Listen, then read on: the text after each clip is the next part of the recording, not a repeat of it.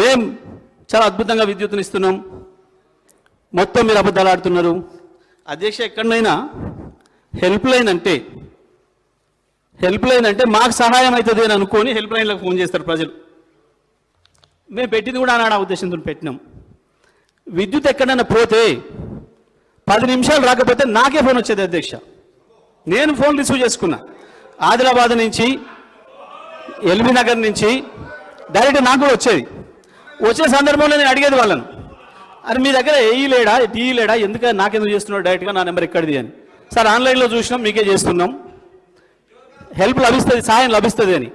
కానీ దురదృష్టవశాత్తు వల్ల ఆ హెల్ప్ లైన్ వాళ్ళ మీద కేసు పెట్టడానికే ఉపయోగపడుతుందని మేము అనుకోలేదు అధ్యక్ష. ఇంత దుర్మార్గం ఇది. హెల్ప్ లైన్ కొరకు హెల్ప్ చేయమని ఫోన్ చేస్తే కేసులు పెట్టి జైలు పంపించే గొప్ప ప్రభుత్వం వచ్చిందని ప్రజలు మాట్లాడుకుంటారు అధ్యక్ష. అవతల జర్నలిస్టుల మీద కూడా చివరికి సబ్జెక్టే అధ్యక్ష, ఇది సబ్జెక్టే, నేనే డిబేట్ కావట్లే.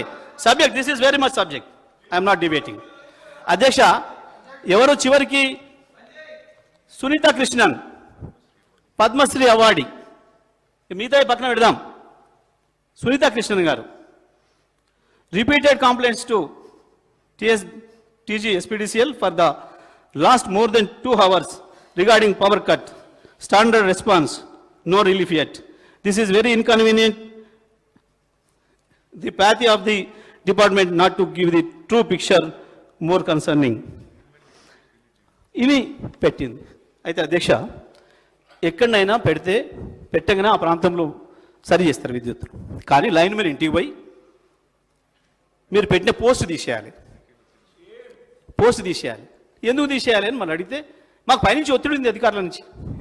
చివరికి ఎక్కడిదాకా పోయారు అధ్యక్ష, మీరు ఇట్లే పోస్ట్ పెడితే మీకు కరెంట్ ఏజెంట్ కట్ చేస్తాం. చివరికి వాళ్ళ పేరు చెప్పుకోలేక ఎవరికో జర్నలిస్టు చెప్తే వారు పెడితే వారి మీద కేసు, రేవతి అన్న మీద కేసు. ఇదే అధ్యక్ష వీరు పవర్ ఇస్తున్న విషయం. డిప్యూటీ సీఎం గారు మేము కరెంట్ ఇవ్వలే, మీరు అంతా మీరే అబద్ధాలు మాట్లాడుతున్నారు. గాంధీభవన్లో పోయింది, వాళ్ళ మంత్రులు మాట్లాడే కాడ పోయింది, వాళ్ళ నాయకులు మాట్లాడే కాడికి పోయింది. ఆఖరికి అధ్యక్ష, ఒకవేళ కరెంటు పోయిందని మాట్లాడమే నేరమైతే మరి వాళ్ళ ఎమ్మెల్సీ జీవన్ రెడ్డి గారు కరెంటు పోతే అధికారులను ఫోన్ చేసి ఎట్లా కోప్పడ్డాడో మన వార్తలలో చూసినాం. మరి ఆయన మీద పెడతారా కేసు? ఆయన కూడా పెడతారా? ఇదా ప్రభుత్వం నడిపే విధానం? ఇదా విద్యుత్ ఇచ్చే విధానం? హైదరాబాద్లో 100, ఇక మెదక్ జిల్లాలో ధర్నా వచ్చిందనుకో, హరీష్ రావే చేయించిండు. ఆడ కరెంటు కట్ అయింది అనుకో, హరీష్ రావే కట్ చేయించిండు.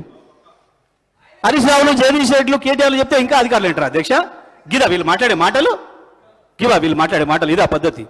అధ్యక్ష, మేం చెప్పింది ఎక్కడ కూడా మేము ఆరోపణ చేయలే అధ్యక్ష. ఈ ఫోటోలన్నీ హాస్పిటళ్లలో, MGM హాస్పిటల్లో, భువనగిరిలో, అక్కడెక్కడ ఆదిలాబాద్ జిల్లాలో హాస్పిటల్లో కరెంటు పోతే సెల్ ఫోన్ లైట్ల మధ్యన వైద్యం చేస్తుందని చెప్పి పత్రికలు.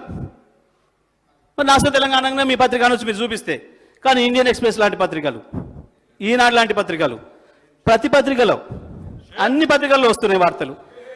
మరి ఇవన్నీ కరెంటు పోకున్నా వాళ్ళు రాస్తున్నట్ట డిప్యూటీ సీఎం గారు మాట్లాడిన మాట? అసలు విద్యుత్ అయిపోలేదు అధ్యక్ష.